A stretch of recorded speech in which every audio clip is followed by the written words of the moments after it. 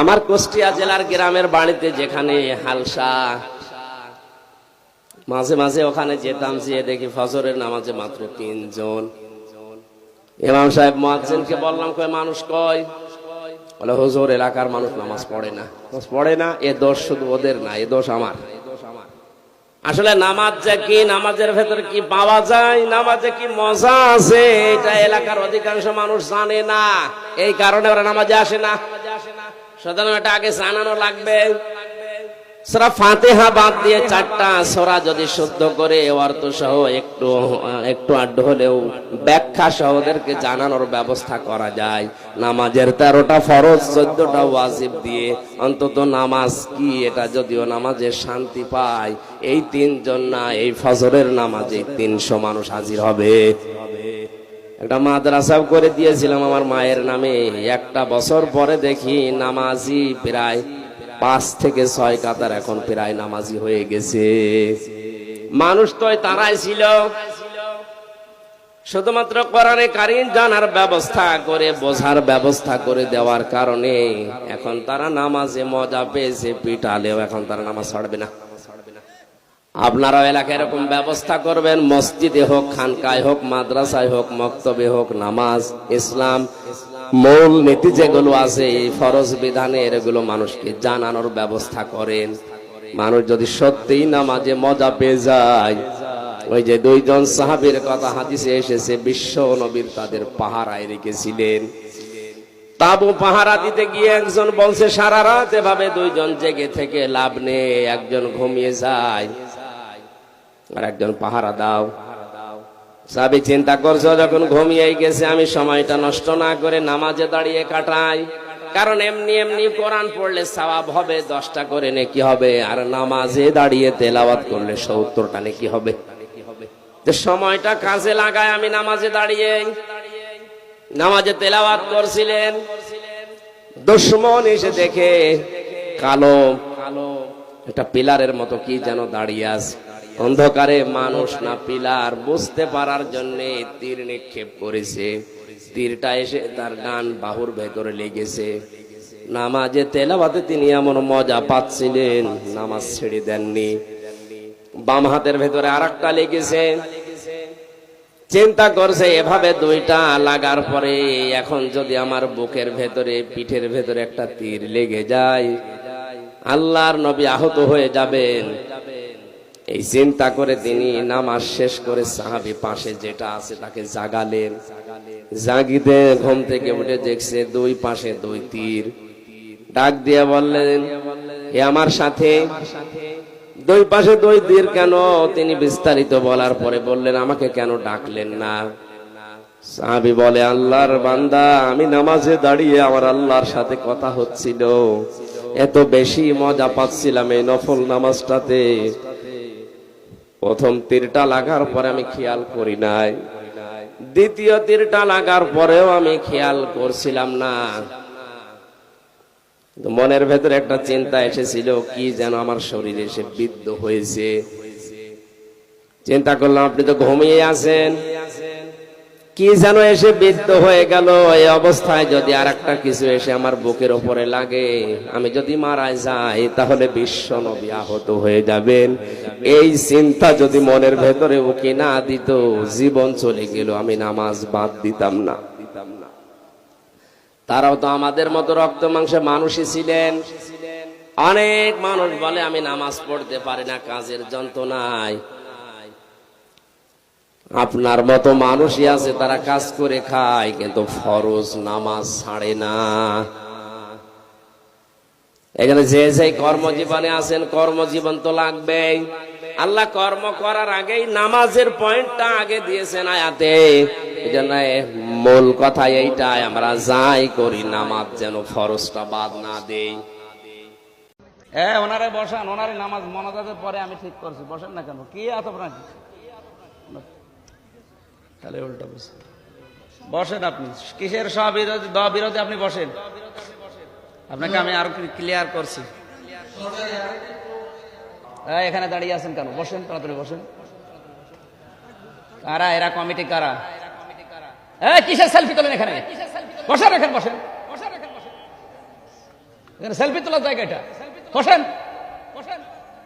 দর্শক, সম্মানিত উপস্থিতি, আরো কয়েকটা কথা না বলার কারণে ক্লিয়ার এখনো মনে হয় অনেকের হয়নি। আমি হাফেজি কোরআন বলতে এই যে এটাকে বুঝিয়েছি, যেটা আরবি টু আরবি শুধু।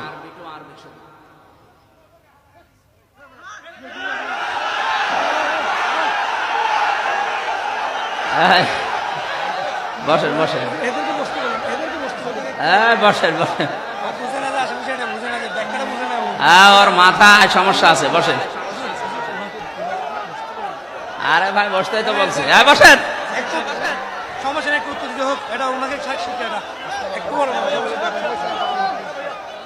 থাক থাক থাক, না না বসতে বলার দরকার নেই ভাই, এমনি বসবে।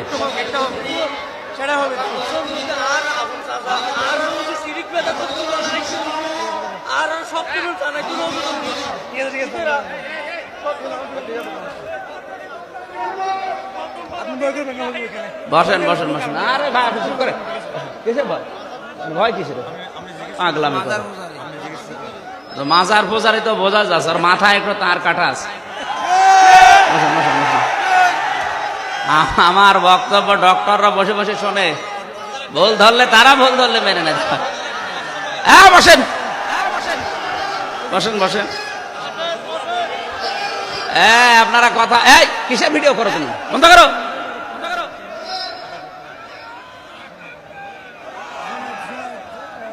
কথা বলা যাবে না, বসেন। ওই দু একটা পাগল ছাগল তো এমনি আসবে, ওর মাথার তার কাটা আছে। দরুদ শরীফ পড়েন, আল্লাহুম্মা সাল্লি আলা। আর এখানে দাঁড়িয়ে আছেন কোন কারণে? বসেন আপনি বসেন, পরিবেশ ঠিক করেন। শান্ত পরিবেশকে যারা বিশৃঙ্খলা তৈরি করতে চায় এরা আল্লাহর দুশমন। ও উল্টা পাল্টা বুঝলে দরকার মোনাজাতের পরে বসুক।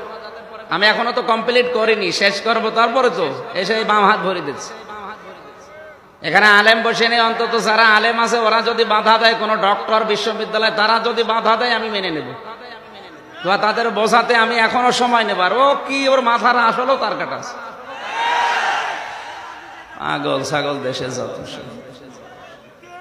না, কথাটা তো শেষ করতে দেবেন। আমি কি একেবারে রোবভানের কাহিনী ধরবো? এক কাহিনীতে মাছের কাহিনী বললে তো আমি 2.5 ঘন্টা কাটিয়ে দিতে পারি। কি দরকার আমার?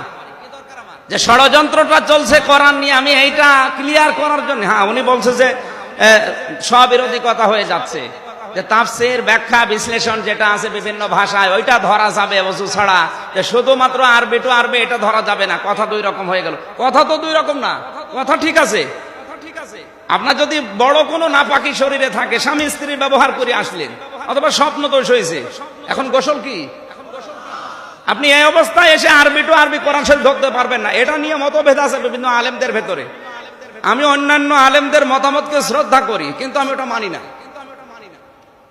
এই যে হাত বুকে বাঁধা, নাভিতে বাঁধা, ছেড়ে দেওয়া, 3টা নিয়মই আছে।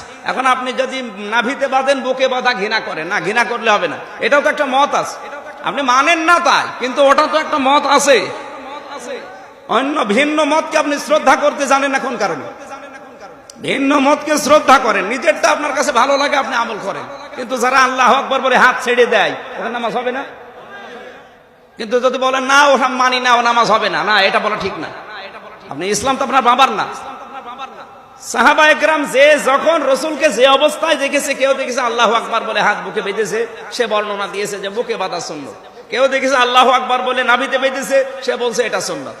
যে যে অবস্থায় দেখেছে রসুলকে, ওইটা বর্ণনা করার কারণে ওইটা আমাদের কাছে এসেছে। আমাদের কাছে যেহেতু ইমাম আবু হানিফা রহমতুল্লাহ আলাইহির মতামতটা ভালো লাগে, নাভিতে বাঁধা, এই জন্য আমরা এটা মেনে নিই। আপনি সৌদি আরবে যান, দেখবেন আল্লাহু আকবার বলে হাত ছেড়ে দিন, নামাজ হবে না তাদের। ইমাম মালিককে যারা অনুসরণ করে তারা আল্লাহু আকবার বলে হাত বুকে বাঁধে, নামাজ হবে না? আপনি ফতোয়া দিতে পারবেন যে নামাজ হবে না? উনি বলতে চাচ্ছে যে এটা স্ববিরোধী। স্ববিরোধী না, আমি ওনাদের মতামত গুলো জানালাম, আমি ওটা মানি না, কিন্তু আমার তো মতামত তো বলা লাগবে, কারণ ওইটাও একটা মত আছে। ভিন্ন মতকে আমরা শ্রদ্ধা করতে, সম্মান করতে জানি না, এই জন্য আমাদের এত বিশৃঙ্খলা। আপনার মন এত ছোট হবে কেন? পর্দার বিষয়ে যে মুখ খুলে রাখা এবং মুখ ঢেকে রাখা 2টা বিধানই আছে। কারণ এমন এমন দেশ আছে, মুসলমান দেশ, যেখানে আপনি পর্দায় 100 ভাগ করে একেবারে যে নেকাব মেকআপ নিয়ে যদি আমেরিকায় চাকরি করেন, আপনাকে চাকরি অফিসে করতে দেবে না।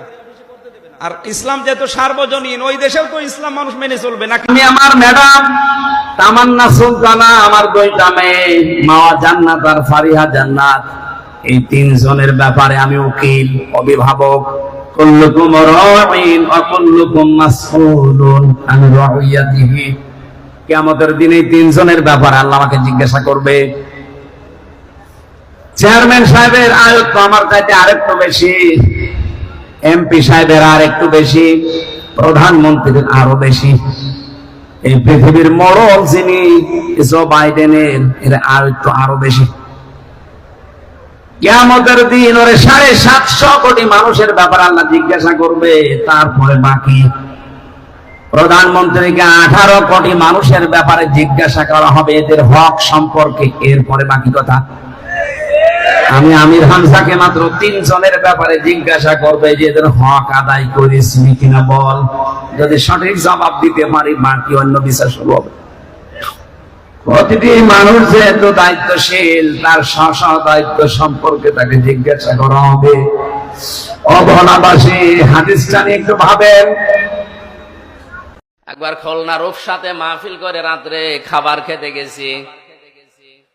আমার ওঠার আগেই বলছে, হুজুর স্বামী স্ত্রীর ভেতরে মিল মহাব্বত নেই।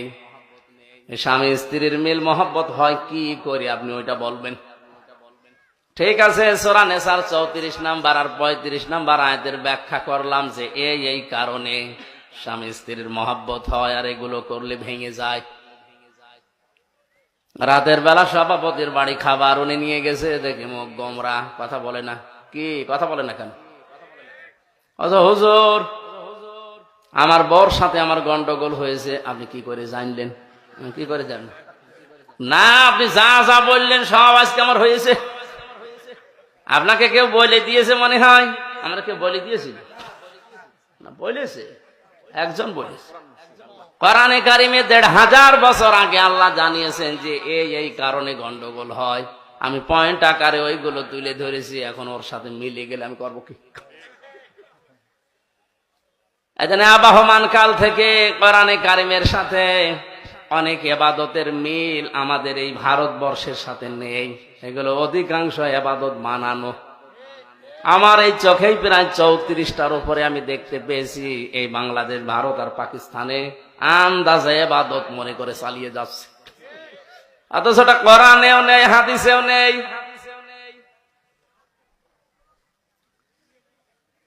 যখন আপনি এই কথাগুলো তাফসীর আকারে বলবেন, তাফসীর মানেই খুলে ফেলা।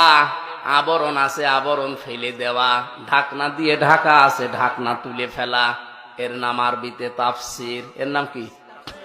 তাফসীর করতে গেলে যারা আজ ব্যক্তি, পরিবার, সমাজ, রাষ্ট্রে বিভিন্ন কায়দায় আবরণ দিয়ে নিজেকে, পরিবারকে, সমাজকে, রাষ্ট্রকে ঢেকে রেখেছে, জুলুমের কাপড় দিয়ে, কুফরের কাপড় দিয়ে, শিরকের কাপড় দিয়ে, বেদাতের কাপড় দিয়ে, ওইগুলো তখন খুলে যাবে। জাতি বুঝবে যে এটা তো 2 নাম্বার। ওই তখন ওই মানুষগুলো দেখবেন আপনার উপরে মন খারাপ করবে। হাদিয়া তোফা নজর নেওয়াজ দূরের কথা, তখন তাড়া দেবে। এই জন্য আল্লাহ হার অর্জন দিয়েছেন, কোরআন উপস্থাপন করার সময় যেন আপনি ভয় পাবেন না। যিকরা লিল মুমিনিন, কোরআন মুমিনদের জন্য উপদেশ। জোরে বলেন সুবহানাল্লাহ। ভাঙা ওযু দিয়ে যেমন নামাজ হয় না, ভাঙা ঈমান দিয়ে জান্নাত পাওয়া যাবে। আরো জোরে বলেন। ঈমান ভেঙে যাওয়ার কারণ আমি পেয়েছি কোরআন এবং হাদিসে 10টা। তার 4 নম্বরে তাদের ঈমান ভেঙে যায় যারা বিশ্ব নবী বাদ দিয়ে অন্য কারো আদর্শকে ভালো মনে করে। এই হাদিসটা তো আমি বানালাম নাকি? কয়েকদিন আগে একটা জরিপ এসেছিল, এদেশে 100 জনের 15 জন মাত্র বিশ্ব নবীকে একমাত্র আদর্শ মেনে চলে, বাকি 85 জন মানে না। অন্য লাইনে আছে, কিন্তু বিশ্ব নবী আমার একমাত্র আদর্শ, এটা মানতে নারাজ। অথচ নবীজি ইন্তেকালের আগে জানিয়েছেন এই পৃথিবীতে কিয়ামত পর্যন্ত যদি মুসা নবী, ঈসা নবীও আসে আর আমি নবী মুহাম্মদুর রাসূলুল্লাহর আদর্শ বাদ দিয়ে কেউ যদি মুসা ঈসা নবীকে মেনে চলতে চায়, আমি নবী ঘোষণা দিয়ে গেলাম লোকটা জাহান্নামী। আর কারো ফতোয়া লাগবে? এত বড় মানুষ ফতোয়া দিয়েছেন, যাকে সারে বলা হয়, শরীয়ত প্রণেতা। আঙ্গুল ইশারা করলে চাঁদ 2 টুকরা হয়ে যেত, পা জমিন থেকে তুললে আরো সে চলে যেত। তাম দুনিয়ায় যখনই বলেছেন হ্যাঁ ওইটা হালাল হয়ে গেছে, যখনই বলেছেন না তাম দুনিয়ার মানুষের জন্য ওটা হারাম হয়ে গেছে। এই নবী ফতোয়া দিয়ে গেল, আমি নবী বাদ দিয়ে মুসা নবী ঈসা নবীর মতো মানুষ আসলেও যদি কেউ মেনে নেয়, সে জাহান্নামী। আপনার বিবেকের কাছে আমার প্রশ্ন, আপনি যাকে মানেন এ লোকটা কি বিশ্ব নবীর চাইতেও দামি নাকি? আরো নিচে নামা লাগবে। এরপরেও যদি কেউ না বোঝার ভান করে থাকে, আমার মনে হয় ওরে আল্লাহ আরো নিচে নামাবে। কথা বলেন। একটা ছেলে কাঁদছিল বাবার কাছে, কি হয়েছে? রেজাল্ট দিয়েছে। রেজাল্ট দিয়েছে কি ফেল করেছো? না, ফেল না করলে কাঁদো কেন? ছেলেটা বলছে আব্বা আমি পড়তাম 5-এ, এমন রেজাল্ট করেছি নামিয়ে দিয়েছে 3। অন্তত ফেল করলেও তো ক্লাসে থাকতে পারতাম, আমারে নামিয়ে দিয়েছে 3, এখনো 5-এ উঠতে আমার 3 বছর লাগবে। বাস্তবতায় যাদের বিশ্ব নবী বাদ দিয়ে অন্য কেউ আদর্শ হয়ে আছে দিনাজপুর সহ সারা বাংলাদেশে, আপনি এখনই পরিবর্তন হন, আপনার ঈমান কিন্তু ভেঙে গেছে। এ কথার লোড কত আপনি টের পাননি, যাদের মাথায় মগজ আছে ওরা টের পাচ্ছে। টের পেয়েছেন কি বললাম? ভাঙা ওযু দিয়ে নামাজ হয় না, 19টা কারণ থাকলে নামাজ বন্ধ হয়ে যায়, বাদ হয়ে যায়, বাতিল হয়ে যায়। আপনার ঈমান যে 10টা কারণে ভেঙ্গে ঈমান নষ্ট হয়ে গেছে, আপনি কোনোদিন খোঁজও নেননি। আর এগুলো সতর্ক করতে গেলে উল্টা বোঝে এটা রাজনীতি। আরে শয়তান তো আপনার ঈমানই নেই। তারপরেও তিনি রাসূলুল্লাহ হিসাবে গণ্য হয়েছিলেন 5 বছর বয়সে, 10 বছর বয়সে না। তিনি রাসূলুল্লাহ হয়েছিলেন কত বছর বয়সে? 40 বছর বয়সে। যে জিনিস পেয়ে তিনি রাসূল হলেন তার নাম কোরআন। তার নাম কি? কোরআনে কারীম নাজিল হওয়ার আগ পর্যন্ত তিনি মুহাম্মদ ইবনে আব্দুল্লাহ হিসাবে পরিগণিত ছিলেন এলাকাতে। তার চরিত্রের সার্টিফিকেট দেওয়া হিসাবে মানুষেরা হয়তো তাকে বলতো যে আপনি আল আমিন, আস সাদিক, এই সমস্ত নামগুলো, কিন্তু রাসূলুল্লাহ কেউ বলতো না। রাসূলুল্লাহ হওয়ার আগে 17 বছর বয়সে একটা সংগঠন বানিয়েছিলেন, হিলফুল ফুজুল, শান্তির সংঘ। 17 থেকে 40 বছর, 23 বছর একাধারে চেষ্টা চালালেন, দেখি দুনিয়াতে শান্তি প্রতিষ্ঠা করা যায় কিনা। যেহেতু আল্লাহর নির্দেশ এবং কোরআনের নির্দেশ আসে না, এই জন্য 23 বছরে কাঙ্ক্ষিত মানের শান্তি তিনি প্রতিষ্ঠা করতে পারেননি। একই মানুষ 40 বছরে কোরআনে কারীম পেলেন, 63 বছরে দুনিয়া থেকে বিদায় নিলেন। এইটাও 23, এটাও কত? আগের 23-এর ফল 0, পরের 23-এ তিনি লক্ষ লক্ষ মানুষ হাজির করেছিলেন এই কোরআনের পতাকা তোলে। কথা বলেন এখন। এমনকি শেষ ভাষণ যেদিন দিচ্ছিলেন তার ভাষণ ছিল মাত্র 27 মিনিট। বিদায় হজের ভাষণ কয় মিনিট? নবীজির প্রথম 23 বছরে ফল 0, পরের 23 বছরে তিনি হিরো বানিয়েছিলেন হযরতে ওমরের মতো, আবু বকরের মতো। এমনকি তার সামনে যখন বিদায় হসে 27 মিনিটের বক্তব্যের সময় মানুষ ছিল তার সামনে প্রায় 1,14,000। কয়জন? 1,14,000 মানুষের সামনে শেষ ভাষণ দেওয়ার সময় নবীজি বলেছিলেন, তারাক্তু ফীকুম আমরাইন, আমি 2টি জিনিস তোমাদের জন্য রেখে গেলাম। লান তাদিল্লু, তাদিল্লু মজারে, বর্তমান ভবিষ্যৎ, প্রেজেন্ট ফিউচার। এর আগে লান এসেছে, আর গ্রামার অনুযায়ী কথাটার অর্থ দাঁড়ায় কখনোই তোমরা পথভ্রান্ত হবে না, পথভ্রষ্ট হবে না, লাঞ্ছিত হবে না। এমনকি এ কথার ভেতরে না খেয়ে থাকবে না, এ কথা আছে। তাদিল্লু শব্দের প্রায় 33টা অর্থ আমি পেয়েছি। লাঞ্ছিত হবে না, না খেয়ে থাকবে না, মায়ের খাবে না, অপমান হবে না, দুনিয়ায় মাথা উঁচু করে তোমরা বাঁচতে পারবে। সে যে দুইটা জিনিস রাখলাম, লান তাদিল্লু মান তামাসাকতুম বিহিমা কিতাবাল্লাহ ওয়া সুন্নাতু রাসূলি।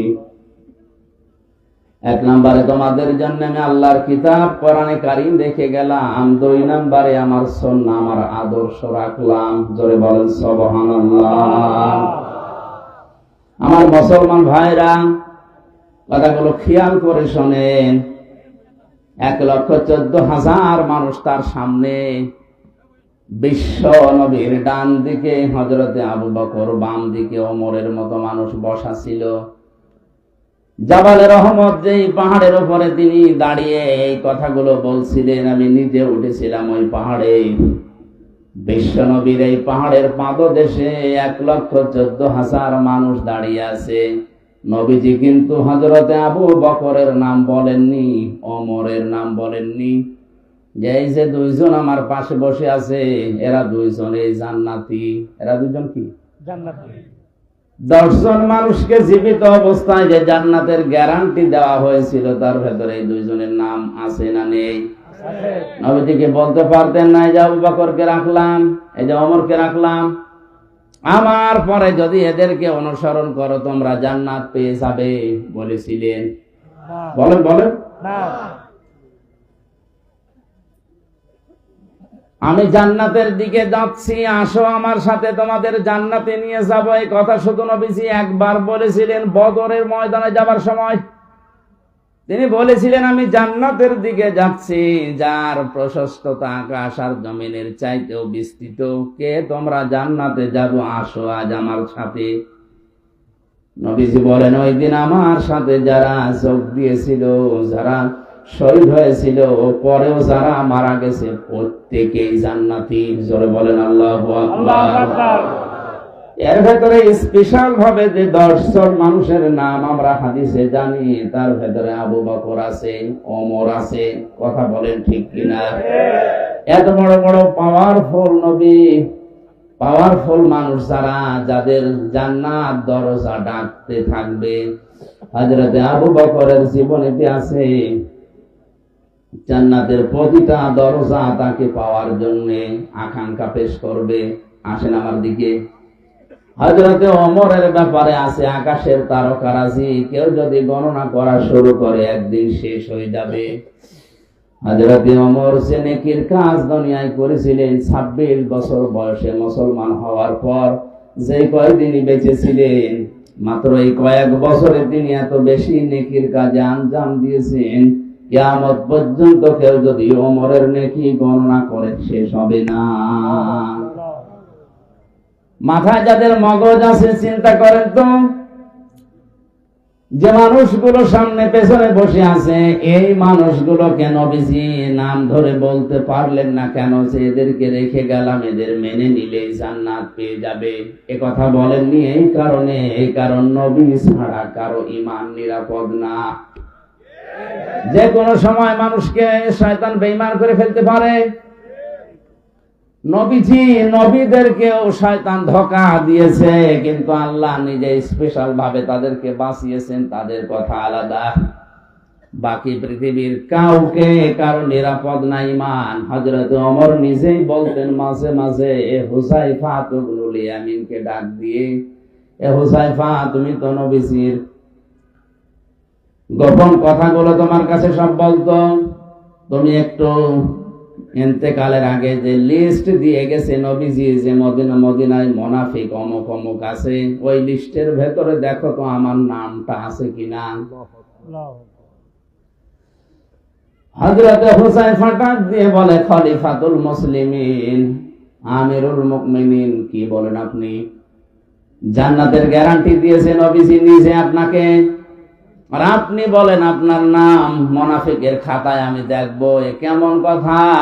হযরত ওমর চোখের পানি ফেলে দিয়ে বলেন, ভাই হুযায়ফা, আমি নবীজির কাছেই শুনেছি দুনিয়াতে কারো ঈমান নিরাপদ না মরণের আগ পর্যন্ত।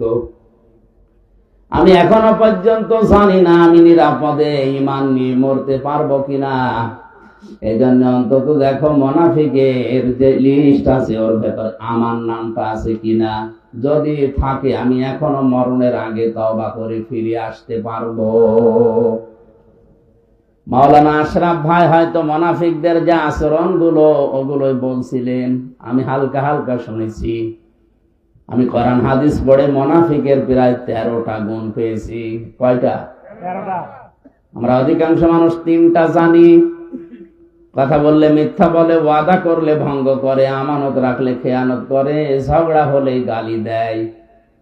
এরকম অনেকগুলো আমি গবেষণা করে করে কোরআন হাদিস থেকে 13টা পেয়েছি। মুনাফিকদের এই আচরণ গুলোই হয়তো উনি বলছিলেন, শেষ করতে পারেননি। ভাই আমার, এই সমস্ত গুণাগুণ গুলো, জার গুলো, এই আচরণ গুলো যদি কারো ভেতরে পাওয়া যায়, বুঝবেন তার ভেতরে নিফাকি আছে, মুনাফিকি আছে। আর মুনাফিককে আল্লাহ যদি মরণের পরে জাহান্নামে দেয়, আবু জেহেলের উপরে দেবে না, আবু জেহেলের নিচে দেবে। যে ঘুষ কি আকারে ধারণ করেছে, আমি 3 বছর জেলে না থাকলে টের পাতাম না। কোর্টে যাবেন, কোর্টের ইট পর্যন্ত ঘুষ চাই। কথা বলেন না কেন? কোর্টের ইট পর্যন্ত তাকিয়ে আছে, 10টা টাকা দিয়ে যা। কারাগারের ভেতরে ওই যে হাজতে যখন ছিলাম, দেখা করতে গেছে মা বাবা স্ত্রী, আমারে বলছে টাকা দেন। টাকা দেবো মানে টাকা কোথায় পাবো? এখানে তো টাকা চলে না, ওখানে বই চলে। বলছে না, ওই যে তোমার সাথে দেখা করতে এসেছিল ওরা টাকা দিয়েছে, আমি দেখেছি। শেষে 10 টাকা দিলাম, তাও খুশি। কোন জায়গা নেই, একটা জায়গা যদি বাংলাদেশে আপনি দেখাতে পারেন এখন যে ঘুষ ছাড়া কিছু হয়। ফাইল পর্যন্ত বছরের পর বছর পড়ে থাকে স্পিরিট মানি না দিলে। আচ্ছা, তো এই লোক মাপ পাওয়ার জন্য মসজিদে টাইলস বানিয়ে দিচ্ছে এই ঘুষের টাকা দিয়ে। কথা বলেন না কেন? ঘুষখোর অফিসার যারা, ঘুষখোর কর্মচারী কর্মকর্তারা এই সামনের রজনীতে মাপ পাওয়ার জন্য বুক বেঁধে বসে আছি। 1 বছর যত ঘুষ খেয়েছি সবে বরাতে নেসপে সাবানের মাফ করে নেব। আপনার তো মাপ নেই, কারণ 5 জনের ভেতরে আপনি পড়ে গেছেন। এই জন্য সুদ যারা খান, ঘুষ যারা খাচ্ছেন, এই মুহূর্তে থামেন। খাবার খাওয়ার পরে টয়লেটের প্রয়োজন দেখা দেয়। টয়লেটে প্রবেশ করার সময় যদি কেউ বাম পা দিয়ে প্রবেশ করে বলে আল্লাহুম্মা ইন্নী আউযু বিকা মিনাল খুবুসি ওয়াল খাবাইস, এই শব্দটা বলার পরে যখন মানুষ টয়লেটে বসে তখন শয়তানের চোখের উপরে পর্দা পড়ে যায়। এখানে কত হাজার হাজার মুসলমান আছে এই শব্দটা বলে টয়লেটে বসবে, এইটাও বলে না, ও জানেও না। এবার আমার আসল কথা, এই খারাপ খেয়াল করেন, টয়লেট যদি কারো বন্ধ হয়ে যায়, প্রসাব যদি বন্ধ হয়ে যায়, ডাক্তার আছে। আমারও কয়েকদিন আগে চট্টগ্রামে থাকাকালীন বন্ধ হয়ে গিয়েছিল প্রসাব। ডাক্তারকে দেখানোর পরে আমারে বলছে 12,000 টাকা খরচ হবে এটা আবার চালু করার জন্য।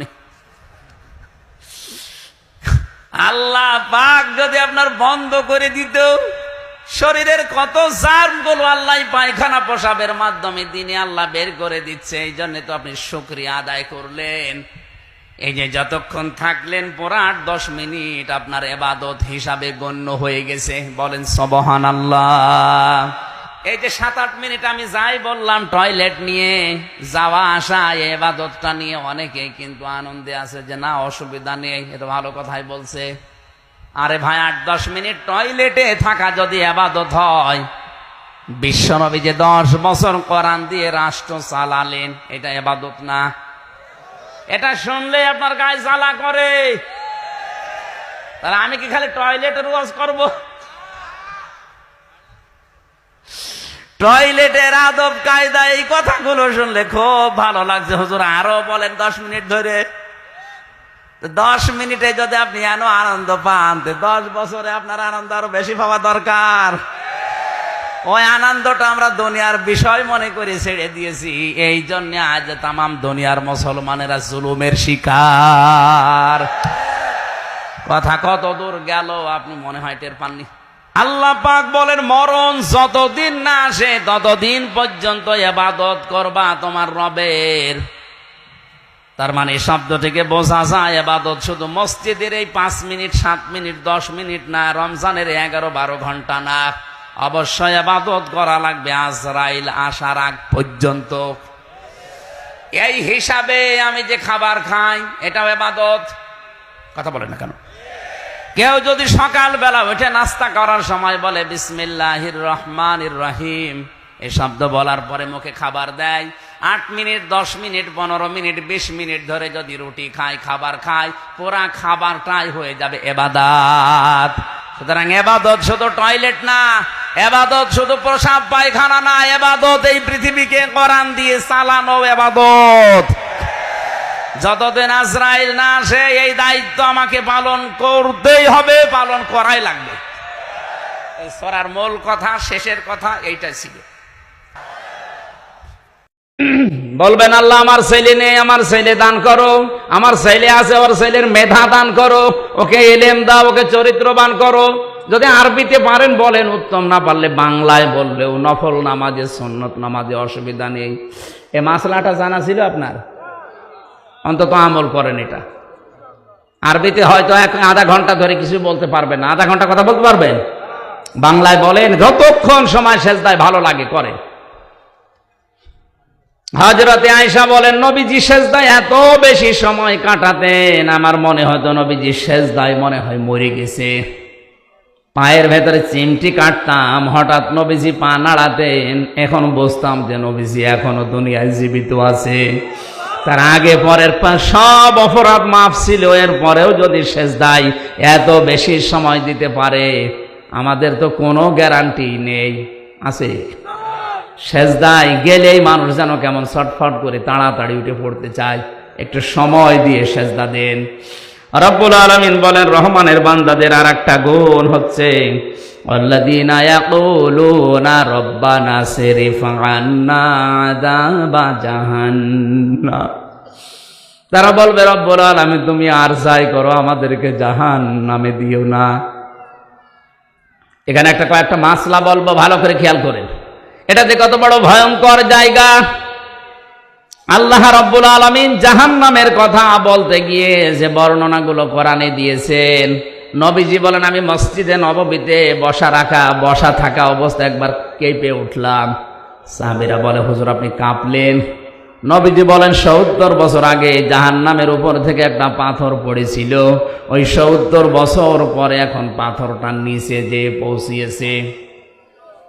কুমিল্লাবাসী, একটা পাথর ওজনওয়ালা জিনিস, 5 কেজি পাথর আর 5 কেজি তুলা যদি কেউ 5 তলা বিল্ডিং এর উপর থেকে ফেলে দেয়, নিচে পড়বে আগে কোনটা? বলেন বলেন। তুলা পড়তে যদি 2 মিনিট লাগে, পাথর পড়তে 10 সেকেন্ড লাগবে। এটার ওজন আছে, ভার আছে। নবীজি পাথরের কথা বললেন এই কারণে যে পাথর পড়তে যদি 70 বছর লাগে, আমি হামজাকে ফেলে দিলে কত বছর লাগবে? এমন ভয়ঙ্কর জায়গা আল্লাহ বানিয়েছেন। যত মানুষ হজে গিয়েছে, এখানে হাজে বিভিন্ন হাজির নাম দেখলাম আমি।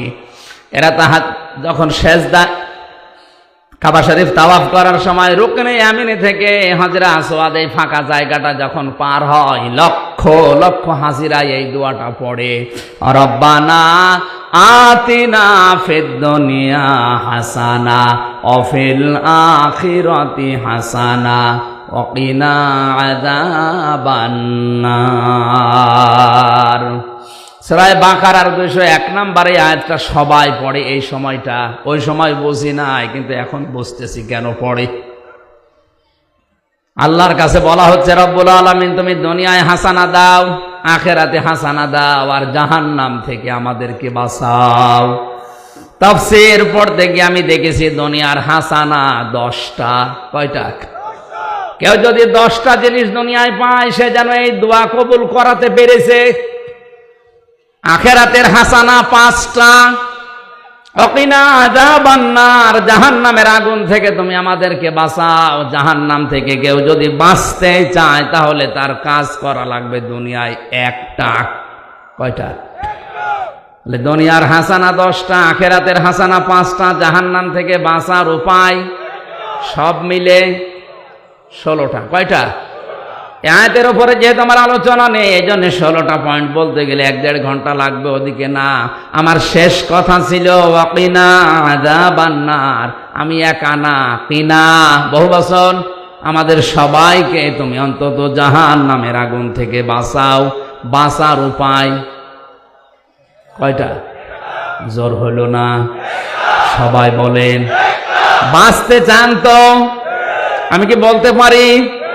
ইয়া আইয়ুহাল্লাযীনা আমানু হাল আদুল্লুকুম আলা তিজারাতিন তুনজিকুম মিন আযাবিন আলীম। আল্লাহ পাক বলেন, ইমানের দাবি যদি করো, এমন একটা ব্যবসা তোমাদেরকে দালালাত করব, ইঙ্গিত দেব, বলে দেব, সন্ধান দেব, যে ব্যবসা করলে জাহান্নামের আগুনে যাওয়া লাগবে না। এ ব্যবসাটা করতে হলে 3টা মূলধন লাগবে, পুঁজি লাগবে। তো তুমিনুনা বিল্লাহি ওয়া রাসূলিহি ওয়া তুজাহিদুনা ফি সাবিলিল্লাহ বিআমওয়ালিকুম ওয়া আনফুসিকুম যালিকুম খায়রুল লাকুম ইন কুনতুম তা'লামুন। একটু খেয়াল করেন, কেউ যদি আল্লাহর উপরে বিশ্বাস করে, রাসূলের উপরে বিশ্বাস করে, এই দাবি 2টা সামনে রেখে তার জীবন এবং মাল এই 2টা দিয়ে সর্বাত্মকভাবে আল্লাহর রাস্তায় সে জিহাদ করবে, যালিকুম খায়রুল লাকুম, এইটাই ভালো কাজ। এইটা ইন কুনতুম তা'লামুন, যদি তোমরা বুঝে থাকো। এবার আয়াতের বাস্তবতায় তাকান। জাহান্নাম থেকে বাঁচার জন্য আল্লাহ ব্যবসার কথা বললেন, ব্যবসার মূলনীতিগুলো বললেন। তাফসীর পড়তে গিয়ে আমি তাফসীরে ইবনে কাসিরের ভেতরে দেখেছি, হারাফ নামক একটা দেওয়াল আল্লাহ বানাবেন। ওই দেওয়ালে কিছু মানুষকে দাঁড় করিয়ে রাখবেন। ওদেরকে আল্লাহ জান্নাতেও দেবে না, জাহান্নামেও দেবে না। সাহাবেরা বলে, হুজুর ওদেরকে আল্লাহ জান্নাতে দিচ্ছে না, কারণ কি? আল্লাহর নবী বলেন, এই মানুষগুলো দুনিয়াতে আর যাই করুক না কেন, মা বাবার সাথে খারাপ আচরণ করত, এই কারণে আল্লাহ ওদেরকে জান্নাতে দিচ্ছে না। এই আয়াত অনুযায়ী, হাদিস অনুযায়ী প্রমাণ হয়, দুনিয়ায় যত ভালো কাজই করেন, মা বাবার মনে যদি কেউ জায়েজ কোনো কারণে দুঃখ দেয়, তার জন্য জান্নাত হারা। আসতে বলেন, জাহান্নামে দিচ্ছে না কেন? নবীজি বলেন, এরা দুনিয়াতে ভালো কাজ কম করে নাই। যত ভালো কাজ দুনিয়াতে আছে সবগুলো তারা আঞ্জাম দিয়েছে এমন না, কিন্তু একটা কাজ তাদের জীবনের টার্গেট ছিল, ইসলাম কি করে প্রতিষ্ঠা করা যায়। এই জন্যে তারা ইসলামী আন্দোলন করত। এই আয়াত এবং হাদিস অনুযায়ী ফতোয়া বের হয়, জাহান্নামে যাওয়া লাগবে না যদি দুনিয়ায় মানুষ ইসলাম কায়েমের জন্য আন্দোলন করে। এই জন্য ইসলামী আন্দোলনের কর্মী যারা, তাদের কোনো ভয় নেই। আপনাকে আল্লাহ জাহান্নামে অন্তত দেবে না। হ্যাঁ, মা বাবার সাথে আবার জায়েজ পন্থায় যেন আচরণ খারাপ করবেন না। এমনিতে আমল আখলাক টোটা ফাটা মেহনত যদি কম হয়, ইসলাম কায়েম হবে বাংলাদেশে, এটা যদি কারো টার্গেট থাকে, জান আর মাল দিয়ে সর্বাত্মক চেষ্টা করে, ওই লোকটা আর যাই করুক, ওকে আল্লাহ জাহান্নামে দেবে না। রহমানের বান্দারা সব সময় কামনা করবে, আল্লাহ তুমি আমাকে জাহান্নামের আগুন থেকে বাঁচাও। আমি বাস্তব কথা বলছি, আমার শালাটা প্রথম বউটা বাদ দিয়েছে কয়েকটা কারণে। তার প্রথম কারণে বউ নাকি বলেছিল যে আমার সাথে থাকতে হলে মা বাবাকে নিয়ে থাকা যাবে না, এই জন্য ওটা বাদ দিয়ে আর একটা করিস। শুধু আমার শালা এই কাজ করেছে না, এ দেশে এরকম মানুষ আছে। এই কথা বলছে না কেন? আমার ওই শালা সহ, আমি সহ, এ মাওলানা সহ প্রত্যেকটা স্বামী, আমার মনে হয় আমরা চাই যে বিয়ের পরে আমার মা বাবা যেন আমাদের সাথে থাকে। কথা বলে না কেন? কিন্তু আজ 100 জনের 98টা বৌমা এটা চাই না। এটা তো জায়েজ আছে, স্বামী চায়, আপনি চান না কোন কারণে? আপনার ভাগে কম পড়ে যাবে। আপনাকে বুদ্ধি দেয় আপনার মা আর আপনার বড় বোন। আমার মনে হয় নরসিংদে ওয়াজ করা ঠিক হচ্ছে না। হ্যাঁ, মা বোনেরা কথা বললেই বলে না হুজুর আমাদের দেখতে পারে না। আল্লাহর কসম কোরআন হাত দিয়ে বলছি, সবচাইতে বেশি ভালোবাসি আমি মেয়েদেরকে। বিশ্বনবী জানিয়েছে আমার কাছে তিনটা জিনিস প্রিয়, এটা সুগন্ধি, নামাজ আর আমার স্ত্রী। নারী জাতিকে নবীজি যেহেতু ভালোবেসেছেন, কোরআনের হাদিসের চোখ লাগিয়ে দেখতে পাচ্ছি আপনি জাহান্নামে যাচ্ছেন। ভারতের এই সিরিয়াল দেখে দেখে আপনি জাহান্নামে যাচ্ছেন। আমিন।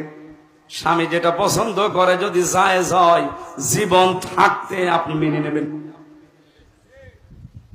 মারা যাওয়ার পর স্বামী যদি সত্যি ওই মহিলার স্বামীর মতো বলতে পারে, না আমার স্ত্রী কিন্তু আমার মন মতো ছিল, আমি গ্যারান্টি দিয়ে গেলাম ছোটখাটো গোনা থাকলো আল্লাহ আপনাকে জান্নাত দিয়ে দেবে। স্বামী ডাক দিয়ে বলেছে, উপস্থিত জনগণ, আমার স্ত্রী ভালো ছিল, নেককার ছিল, আমার মন মতো ছিল, ওর চামড়া কেটে বাদ দিতে আমি দেব না। আমিও কোরআন সামনে নিয়ে আপনাকে গ্যারান্টি দিতে পারি, শুধু নামাজ পড়া, রোজা রাখা আর কালো বোরকা পরে মনে করছেন আমি জান্নাত পেয়ে গেছি, না। মরণের পরে যদি সত্যি আপনার স্বামী বলে যে আমার স্ত্রী আমার মন মতো ছিল, আপনি জান্নাতি। এই কথাটা বলা আমার মনে হয় এখন যে অবস্থা চলছে, 100 জনের 98 জন স্বামী আমরা বলতে পারবো না। বলেন,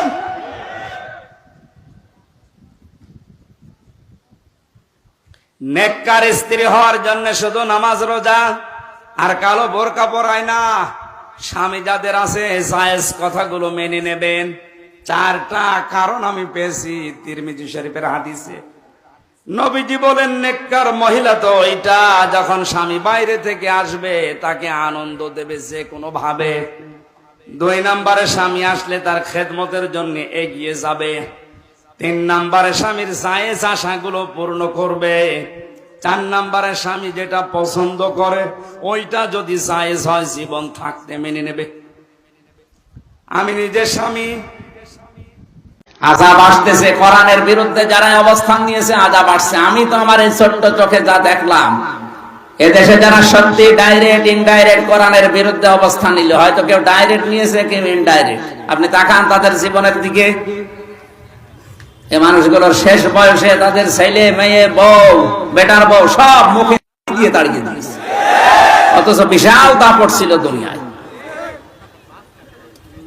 আপনি আর কয় টাকার মালিক এখন? আবু জেহেল ওই সময় প্রেসিডেন্ট ছিল, কোরআনের বিপক্ষে অবস্থান নেওয়ার কারণে আল্লাহ তাকে অক্ষম করে দিয়েছিলেন। বউ ছিল ওর, কিন্তু কাজ করতো অন্যজন। এই জন্য ওর স্ত্রীর নাম হচ্ছে নাকেরা। নাম কি? নাকেরা মানে অনির্দিষ্ট, নিজে কাজ করতে পারতো না। আজ যারা কোরআনের বিরুদ্ধে অবস্থান নেবেন, আল্লাহ আপনাকে এমন শাস্তি দেবে, খালি দেখে দেখে হাঁ করে থাকবেন, কিছু বলতে পারবেন না। এইটাই বাস্তব। নবীরা কোনো বিপদে পড়লে আগে নামাজে যেতেন, কিসে? আগে সেজদা দিয়ে বলতেন, আল্লাহ তুমি দেখো আমি কি করব এখন। আর আমরা নবীর উম্মতেরা বিপদে পড়লে আগে মাজারে দৌড়াই। কোন মাজারে না, কোন বাবার কাছে না, কত বড় বিপদ হোক, যত বড় বিপদ হোক, আগে সেজদায় চলে যান। এইটাই নবীর জীবনী, এইটাই নবীদের সুন্নাহ। বিপদে পড়লেই তারা সেজদা দিত, কারণ নবীজি জানিয়েছেন যখন মানুষ সেজদায় চলে যায় তখন আল্লাহর ওই বান্দার মাঝে কোনো পর্দা থাকে না। আলাইসাল্লাহু বিকাফিন আবদা, আমি কি আমার বান্দার জন্য যথেষ্ট না যে ও মাজারে দৌড়াবে? এখন থেকে এলাকায় যারা আল্লাহ বাদে অন্য কারো কাছে সাহায্যের জন্য দৌড়ান, এক্ষুনি থেমে যান। আল্লাহ কিন্তু আফসোস করছেন, আলাইসাল্লাহু বিকাফিন আবদা, সূরা জুমারের ভেতরে আছে, আমি কি আমার বান্দার জন্য যথেষ্ট না যে ওর জন্য আবার মাজারে মানত করা লাগবে? আপনি বলেই দেখেন না কেন, 30 সেকেন্ড, 35 সেকেন্ড, 1 মিনিটে আপনি সেজদা শেষ করে দেন। আধা ঘন্টা, 1 ঘন্টা একটা সেজদায় পড়ে থাকেন, দেখেন দুনিয়ার যত মজা আল্লাহ ওর ভেতরে রেখে দিয়েছে। বাইরের জগতে আমরাও সময় পেতাম না, এখনো পাচ্ছি না। ভালো জেলখানায় 3টা বছরে যেহেতু অন্ধকার প্রকোষ্ঠে, এক ঘরের ভেতরে কন্ডেম সেলের ভেতরে তালাবদ্ধ ছিলাম। আমি বাস্তবতায় দেখেছি কোন মানুষ যদি 2টা 3টার সময় উঠে 1 ঘন্টা 1.5 ঘন্টা একটা সেজদায় চোখের পানি ফেলে মনের কথাগুলো বাংলায়ও বলতে পারে। আমি নিজের কথা বলছি, আল্লাহর কসমে, যে কোরআন আমার সামনে, যেদিন 45 মিনিট 1 ঘন্টা সেজদায় পড়ে কাঁদতেছে, মনে হচ্ছে দুনিয়ায় স্ত্রী ব্যবহারের চাইতে এটা আরাম লাগছে। আপনি করে দেখেন কত আরাম, কত শান্তি আল্লাহ ভেতরে দিয়ে গেছে। সেজদা দেখছে উনি 2.5 সেকেন্ড, 3 সেকেন্ড, 5 সেকেন্ড, 15 সেকেন্ডে উঠে পড়ছে, আপনি পাবেন কি? কারণ সেজদায় গেলে মনে হয় যে আল্লাহর কুদরতি পায়ে মানুষ পড়ে আছে। প্রধানমন্ত্রীর কাছে যে যেভাবে জড়সড় হয়ে আদবের সাথে নড়াচড়া বাদ দিয়ে দাঁড়িয়ে থাকেন, উনি তো তাম পৃথিবীর সবকিছুর মালিক। এরকম বড় মনে করে কেউ যদি এরকম দাঁড়িয়ে রুকু দিয়ে সেজদা দিয়ে বলতো, আল্লাহ আমি কিন্তু অসহায় হয়ে পড়েছি, মহান আল্লাহ তখন নিজে ফেরেশতাদেরকে বলতেন এইদিকে তাকা, এই মানুষটাই তোরা তৈরি করতে নিষেধ করেছিলি, দেখ কি আদব, সেজদায় পড়ে কিভাবে কান্নাকাটি করছে। মন থেকে যদি সত্যি মানুষ কিছু বলতে পারে, ওটা কিন্তু আরো সে চলে যায়। আমরা মন থেকে বলতে পারি না, অধিকাংশ কাজ হয়ে যায় আমাদের লোক দেখানো, এই জন্য তাসির হয় না ওর ভেতরে। আজকে একটা সংবাদ আমি পেয়েছি, আমি নাম নিতে পারলাম না, দুঃখিত। নিরপরাধ মানুষকে বিনা কারণে কেউ যদি হত্যা করে, আর কেউ যদি এই সাপোর্ট করে এই হত্যাকে, আল্লাহ তাকে দুনিয়ায় শাস্তি দেয়, এটা আমি আজকে দেখতে পেয়েছি। ইন্না বাতশা রাব্বিকা লাশাদীদ। আল্লাহ বলেন আমি কিছু বলি না, কিন্তু যদি ধরি ওরে আর ছাড়ি না। ভিন্ন মত, ভিন্ন দল পোষণ করা, এটা কি অপরাধ এই দেশে? তাহলে গণতন্ত্র গণতন্ত্র বলে চিল্লান কেন? ভিন্ন মত, ভিন্ন দল আমি করতেই পারি, তাই বলে আপনি আমার চোখ তুলে নেবেন? কথা বলেন না কেন? তাই বলে আপনি 3 বছর আটকিয়ে রাখবেন? কিসের গণতন্ত্র বলে চিল্লান আপনি বলেন? এই অন্যায় কাজে যে করেছে, আপনি সাপোর্ট করেছেন, আল্লাহ পাক ও আপনাকে ঠিক একই কায়দায় শাস্তি দিয়ে দেখিয়ে দিয়েছে। এটা আল্লাহর কোরআনের সূরা নিসার 5 নম্বর পারা 15 নম্বর পৃষ্ঠার 12 নম্বর লাইনের 112 নম্বর আয়াত। কোনদিন মিথ্যা হবে না। আমি আরেকটা দলিল বলছি, বাড়ি যে দেখবেন সূরা আনআম 8 নম্বর পারার 1 নম্বর পৃষ্ঠা 10 নম্বর লাইনের 115 নম্বর আয়াত। যেহেতু 2টা শাস্তি তোমার উপরে নির্ধারিত, 80টা বেত মারা লাগবে, জল্লাদ শুরু করো। 79টা হয়ে গেছে, কিন্তু হাত খোলে না। জল্লাদ ডাক দিয়ে বলে, কি ইমাম সাহেব আর কি করবো, আর মাত্র একটা চাবুক বাকি আছে, হাত তো খোলে না। উনি বললেন না, ওয়াতাম্মাত কালিমাতু রাব্বিকা সিদকাও ওয়া আদলা লা মুবাদদিলা লিকালিমাতি।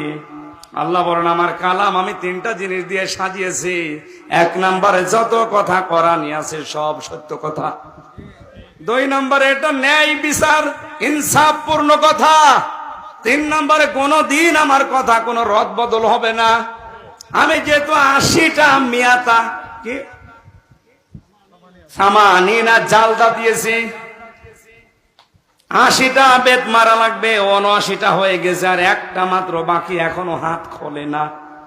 এই একটা মারার পরে যদি হাত না খোলে, তাহলে কোরআন দিয়ে বিচার করলাম, অনেকের বিচারের উপরে আস্থা উঠে যাবে। শুরু করো বিসমিল্লাহ বলে। শুরু করলেন বিসমিল্লাহির রহমানির রহিম বলে, আর একটা 80টা মারা শেষ, সঙ্গে সঙ্গে চট করে হাত খুলে গেছে। আমি শুধু ঘটনা বলার জন্য পর্যন্ত আসি নাই, আমার শিক্ষা। ও বাংলার মানুষেরা, আমার মনে হয় যদি আয়াতটা আজ বাংলার সংসদে কায়েম থাকতো, সূরা নিসার এই 4 নম্বর আয়াত, কত মানুষের সাক্ষী এই বাংলার আদালত থেকে এমনি রিজেক্ট হয়ে যেত। মরণের আগে আর আপনার সাক্ষী নেওয়া হয়তো না। ওয়ালা তাকবালু লাহুম শাহাদাতান আবাদা, কোনদিন আপনার আর সাক্ষী নেওয়া হবে না। মাদয়ে হাত না, মুখ মানে শুধু এই মুখ না, এই হাতের আমি 99টা অর্থ পেয়েছি হাদিসে। ইয়াদুন মানে শুধু এই হাত বললে আল্লাহর নবী শুধু এখানে শব্দ দিয়ে শেষ করে দিতে পারতেন। আপনি টিকা দেখবেন এই হাদিসের মুহাদ্দিসিন ইকরাম যারা তারা বলেছে হাত মানে ক্ষমতার হাত, হাত মানে বিচারের হাত, হাত মানে পাওয়ারের হাত, হাত মানে আইনের হাত, হাত মানে টাকা পয়সার হাত, হাত মানে দলীয় হাত। এক কথা বলছেন না কেন? এই হাত দিয়ে যা করা যায় এর চাইতে ক্ষমতার হাত দিয়ে আরো বেশি করা যায়। এই হাত দিয়ে আর কি করা যায়? করা যায় তো এই হাত দিয়ে।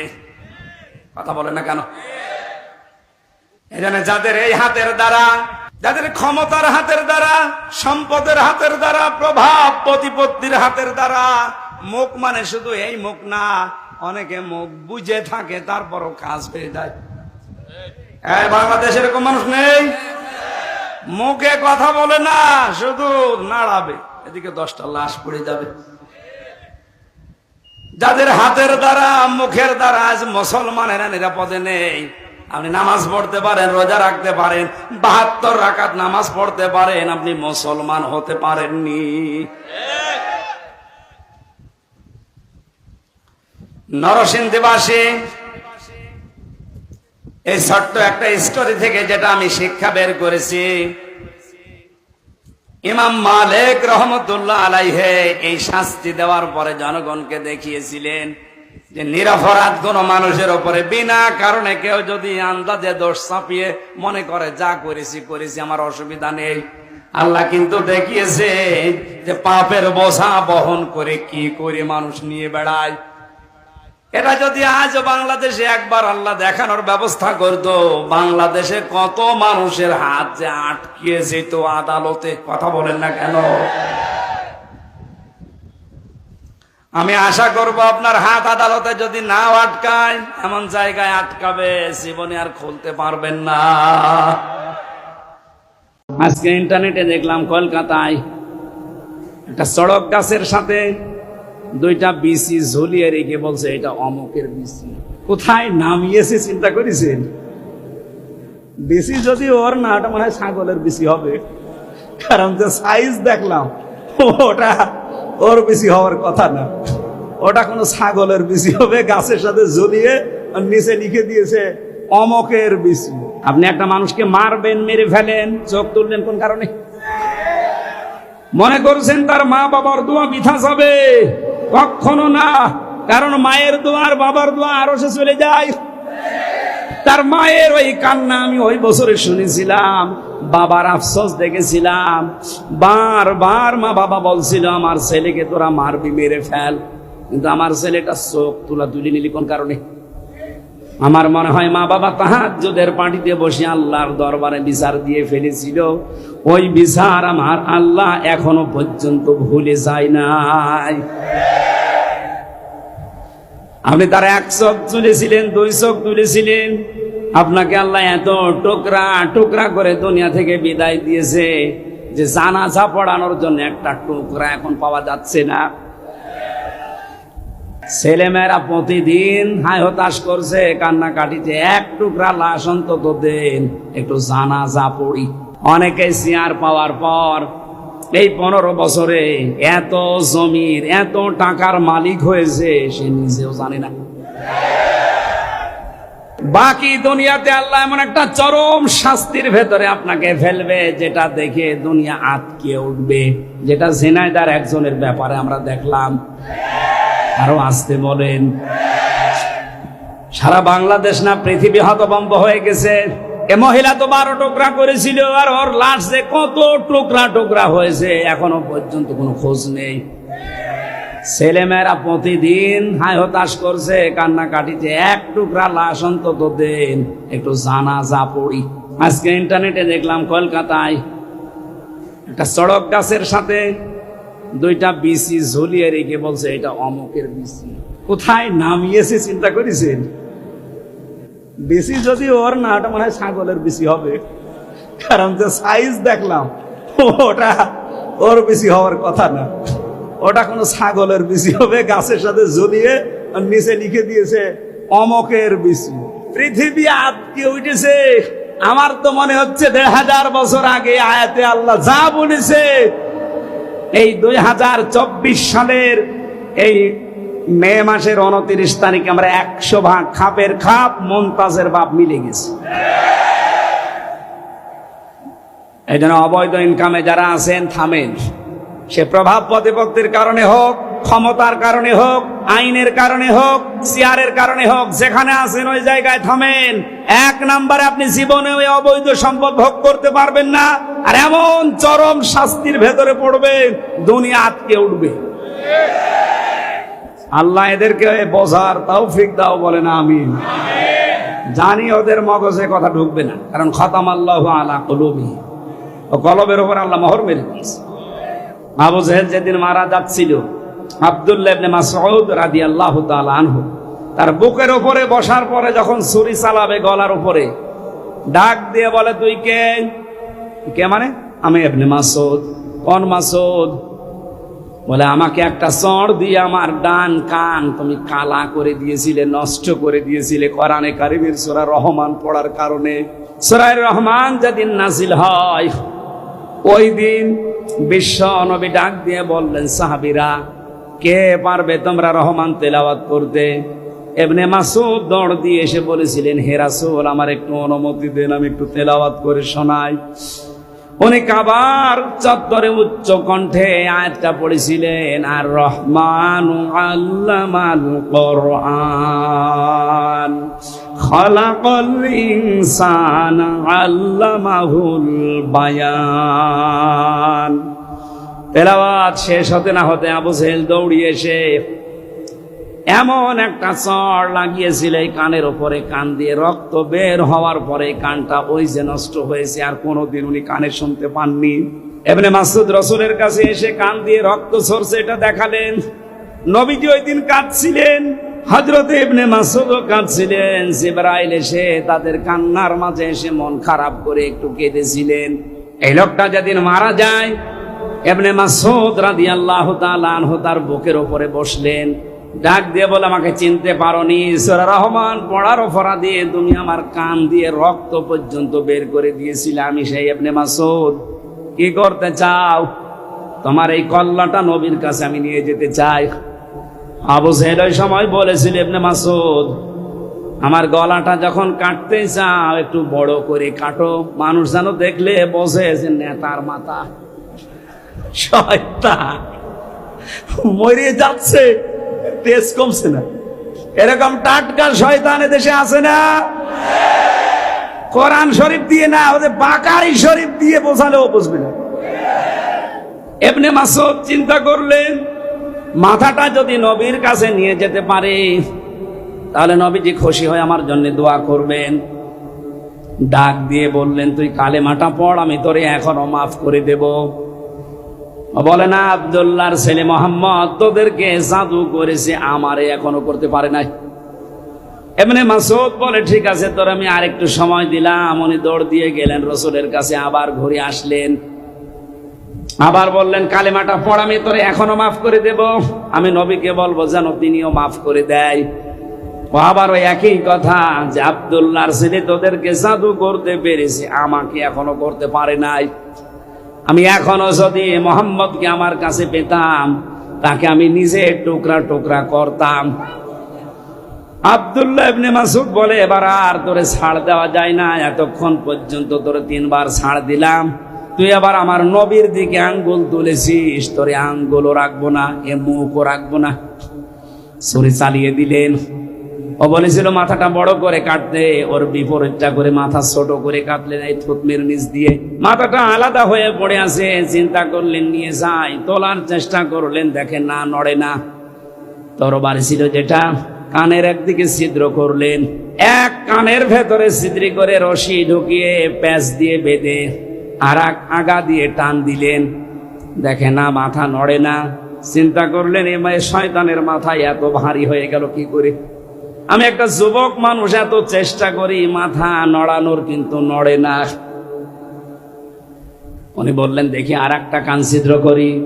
দ্বিতীয় কান ছিদ্র করে ভেতরে রশি ঢোকালেন, রশির 2 মাথা টাইট করে বেঁধে নিজের বুকের কাছে রশি দিয়ে এবার টানতে আরম্ভ করলেন, দেখা মাথা নড়ে। আল্লাহ রাব্বুল আলামিন যেন জানাতে চেয়েছে, ইবনে মাসউদ, আমার কোরআনে কারীমের পক্ষে থাকার কারণে এই লোকটা তোর একটা কান ছিদ্র করেছিল, আমি আল্লাহ তোর হাতে ওর দুইটা কান দুনিয়ায় ছিদ্র করে ওকে প্রতিশোধ নিয়ে দেখিয়ে দিলাম। আমার তো মনে হচ্ছে বাংলাদেশে অনেকের উপরে আমার আল্লাহ এই প্রতিশোধ আরম্ভ করে দিয়েছে। আপনি একটা মানুষকে মারবেন, মেরে ফেলেন, চোখ তুললেন কোন কারণে? মনে করছেন তার মা বাবার দোয়া বৃথা যাবে? কখনো না। কারণ মায়ের দোয়া আর বাবার দোয়া আরো সে চলে যায়। তার মায়ের ওই কান্না আমি ওই বছরে শুনেছিলাম, বাবার আফসোস দেখেছিলাম। বারবার মা বাবা বলছিল আমার ছেলেকে তোরা মারবি, মেরে ফেল, কিন্তু আমার ছেলেটা চোখ তুলি নিলি কোন কারণে? আমার মনে হয় মা বাবা তাহাজ্জুদের পাটিতে বসে আল্লাহর দরবারে বিচার দিয়ে ফেলেছিল। ওই বিচার আমার আল্লাহ এখনো পর্যন্ত ভুলে যায় নাই। আপনি তার এক চোখ তুলেছিলেন, দুই চোখ তুলেছিলেন, আপনাকে আল্লাহ এত টুকরা টুকরা করে দুনিয়া থেকে বিদায় দিয়েছে যে জানাজা পড়ানোর জন্য একটা টুকরা এখন পাওয়া যাচ্ছে না। গিরিশচন্দ্র সেন, লোকটার বাড়ি নরসিংদী। এ বেটা হিন্দু, আমাদের চাইতে ও কোরআন বেশি পড়েছে, বেশি বুঝেছে, বেশি লিখেছে। কারণ কোরআনে কারিমের শুধু বাংলা অনুবাদ করে নাই, ও তাফসীর পর্যন্ত লিখেছে। তো বলেন তো, একটা লোক যদি তাফসীর লিখতে চায় কোরআন থেকে, কত বড় জ্ঞানী হওয়া লাগে অন্তত কোরআনের ব্যাপারে। এক একটা শব্দের কত অর্থ জানা লাগে। তারপরে তো একটা শব্দের এর তো একটা অর্থ আপনি মুখস্থ করেছেন, তাফসীর করতে পারবেন না। দরবা মানে মারা। দরবা মানে কি বলেন? বলেন, যে আঘাত করা, মারা বলে। এই একটা অর্থ আপনি জানেন, কিন্তু দরবা মানে শুধু মারা না, দরবা মানে দৃষ্টান্ত দেওয়া, দরবা মানে সফর করা। এরকম 33টা অর্থ আছে এক একটা শব্দের, প্রায় কোন শব্দের 99টা পর্যন্ত অর্থ আছে। আপনি জানেন হয়তো একটা, বাকি দরবা মানে এমন জায়গা আল্লাহ দিয়েছেন সেখানে মারা না, সেখানে উদাহরণ দেওয়া, দৃষ্টান্ত দেওয়া অর্থে আল্লাহ দিয়েছেন। আপনি মারা অর্থে দিলেন, আপনারও ইমান থাকবে না? তাফসীর করা তো দূরের কথা।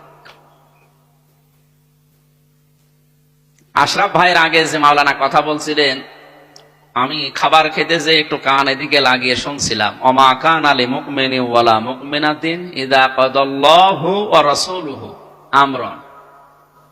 এখানে আল্লাহ তাআলা ফাইল, কর্তা।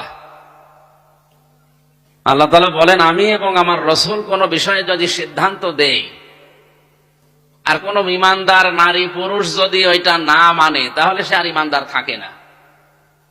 আরবিতে যেটা বললাম তার বাংলা অর্থ ছিল এইটা, কিন্তু উনি আরবিটা হয়তো মনের খেয়ালে বা অন্য খেয়ালে পড়ে ফেলেছিলেন। ওমা কানা লিমুমিনিন ওয়ালা মুমিনাতিন ইযা কাদাল্লাহু ওয়া রাসূলুহু।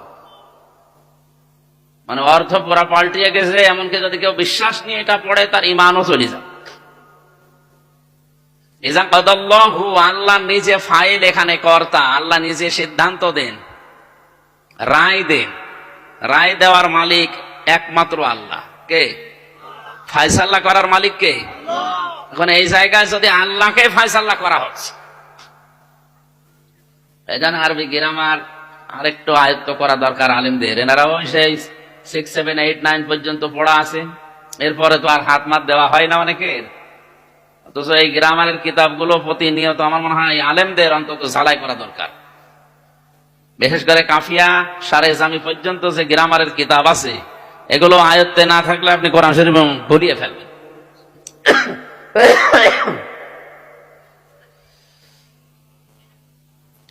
এই হিন্দু বেটা কোরআন শরীফের তাফসীর পর্যন্ত করেছে, আমাদের চাইতে কোরআনও বেশি পড়েছে না কম পড়েছে? বুঝেছে আমাদের চাইতে অনেক বেশি। এখানে আশরাফ ভাই সহ যত আলেম বসে আছে, আমি সহ, বুকে হাত দিয়ে কেউ বলতে পারবে না যে আমি কোরআন শরীফের প্রতিটি শব্দের অর্থ জানি। কেউ পারবে না। অথচ আমরা সব কামেল পাস, অনার্স মাস্টার্স করা কোরআনের উপরে। আমার তো শুধু এই কোরআনের উপরেই তো সে ছোটবেলা থেকে কাটছে। এই 33 বছর বয়স এখন, এর ভেতরে আমার মনে হয় প্রায় 20-22 বছরই এর পেছনে। কারণ 5 এর পর থেকে তো এর পাঁচ ছাড়া অন্য লাইনে আমি যাইনি। কোরআনের উপরেই কামেল পাস, কোরআনের উপরে অনার্স মাস্টার্স করা, এর উপরেই গবেষণা চিন্তা ভাবনা যা। এরপরও পড়া কোরআনের প্রতিটি অর্থ আমার জানা নেই, ভুল হয়ে গেছে। পড়া আছে সব আমার, কিন্তু আবার রিপিট করা লাগবে, আবার স্টাডি করা লাগবে। আর বেটাই হিন্দু মানুষ, কি পড়া পড়িস, বাংলা অনুবাদ করেছে তো করেছে, পুরা কোরআনের তাফসির পর্যন্ত লিখেছে, আমাদের বিশ্ববিদ্যালয়ে পাওয়া যায়। তো বলেন এই লোকটা কত কোরআন পড়লো জীবনে, কত লিখলো, কিরকম বুঝলো। কোরআন শুনেছেও সে বেশি আমাদের চাইতে, কিন্তু কপালে ওর হেদায়েত নেই। কেন? কারণ ওর মন ছিল না। কি ছিল না? ওর মন ছিল না। সারাটা জীবনের পেছনে ব্যয় করে ওর মন নেই, এই জন্য ওরে আল্লাহ হেদায়েত দেয়নি। মারা যাওয়ার পরে ওর জানাজা হয়েছে, কবরে দিয়েছে, কি করেছে? পুড়িয়ে ফেলেছে। এই পর্যায়ের একজন মানুষকে যদি মারা যাওয়ার পরে জানাজা না দেয়, পুড়িয়ে ফেলে, কবরে না দেয়, তা আমরা আর কতটুকুই বুঝেছি আর কতটুকু এর কাছে এসেছি যে আপনাকে জোর করে হেদায়েত দেবে? কোরআন শরীফ যদি কাউকে হেদায়েতের পথে নিয়ে আসতে না পারে, বুঝতে হবে তার কপাল নষ্ট হয়ে গেছে। আমার যে তেলাওয়াত কিতাবের শেষের দিকে ছিল, ফামিনহুম মান হাদাল্লাহু ওয়া মিনহুম মান হাক্কাত আলাইহি যালালা। আমি আল্লাহ এই কোরআনে কারিমের দ্বারা কিছু মানুষদেরকে হেদায়েতের পথ দেখায়, আর কাউকে এর সাথে বেয়াদবি করার কারণে, উদাসীন থাকার কারণে তাকে কিছু মানুষকে আমি আল্লাহ গোমরা করে দেই, পথ ভ্রষ্ট করে দেই। জোরে বলেন নাউজুবিল্লাহ। আলেমরা আছেন, এর জন্য আমি অন্তত হাফ মিনিটে একটা কথা বলছি। আবার দাঁড়িয়েছেন কেন? বসেন। কালকে যেখানে আলোচনায় ছিলাম রাতের বেলা, ওখানে শেষ পর্যায়ে একজন আলেম উনিও কথা বলছিলেন, ইন্নামা ইয়াখশাল্লাহু মিন ইবাদিহিল উলামা। এই যে ইন্নামা ইয়াখশাল্লাহ হা হবে, এই জায়গায় কিন্তু আর হু হবে না। শরীর আসলে ভালো না, তো সাপোর্ট করছে না। এখানে যদি ফাইল মফল কেউ না বুঝে, একেবারে গলায় সোর আছে, টান দিয়ে পড়ে গেল। অর্থ এমন পাল্টিয়েছে যে ঈমান থাকা দায়। সূরা ফাতিরের 28 নম্বর আয়াতের এই মাঝের অংশটুকু, ইন্নামা ইয়াখশাল্লাহা মিন ইবাদিহিল উলামা। আল্লাহ তাআলা বলেন, অবশ্যই পৃথিবীতে যারা আলেম, তারাই আমি আল্লাহকে সবচাইতে বেশি ভয় করি। কিন্তু ইন্নামা ইয়াখশাল্লাহু মিন ইবাদিহিল উলামা, অবশ্যই আল্লাহ আলেমদেরকে বেশি ভয় করে।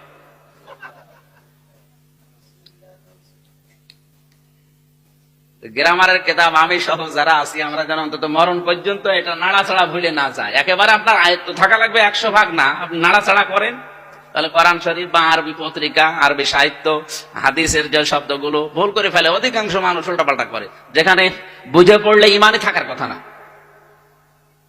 সূরা নসর দিয়ে যারা নামাজ পড়েন, ইদা জা নাসরুল্লাহি ওয়াল ফাতহ, যখন আল্লাহর সাহায্য আসবে, হে নবী আপনি বিজয় দেখতে পাবেন। সাহায্য আসা লাগবে কার? এই যে নাসরুল্লাহ, আল্লাহর সাহায্য। নুন সাদ র, নাসর মানে সাহায্য, আর নুন সিন র, নাসর মানে শকুন। শব্দটা শুধু মুখ একটু গোল হবে আর মুখ একটু লম্বা হবে। এ মুরব্বী যেগুলো বসে আছে, আজ মনে করেন 80 বছর বয়সের, অন্তত 60 বছর তো নামাজ পড়ছে। 60 বছর নামাজ পড়তে যদি বলা হয় ইদা জা নাসরুল্লাহ হবে না নাসরুল্লাহ হবে, একটার শব্দের অর্থ হচ্ছে শকুন, আর একটা অর্থ সাহায্য। কোথায় শকুন আর কোথায় সাহায্য? যখন আসবে আল্লাহর শকুন, তখন আপনি বিজয় পাবেন। একটা কথা হল, আশা করছি এই শব্দগুলো একটু খেয়াল করে পড়বেন। সূরা ইখলাস যারা পড়েন, আমার মনে হয় আমি আলেম হওয়ার পরেও আমার ভাই ভাতে এটা ধরেছিল, বলহু আল্লাহু আহাদ কামেলে, যখন ভাই আমার এই প্রশ্নটা দিয়েছে, ওই সময় তো এমনিতেই ভয়তে থাকি। আমারে বলছে সূরা ইখলাস পড়েন, তো ইখলাস আমার মেয়েও পড়তে পারে, আর না পড়ে আমি বলহু আল্লাহু আহাদই বলেছি। মানে বলছে কথা বলেন, আমি বললাম স্যার কি ভুল হয়েছে? বলছে না, অধিকাংশ মানুষ বলে বলহু আল্লাহু আহাদ। বলহু আল্লাহু হবে না আল্লাহু, ও আর উপরে জবর আছে। যদি আপনি থেমে যান তাহলে তারপরে আল্লাহ বলেন। এই জন্য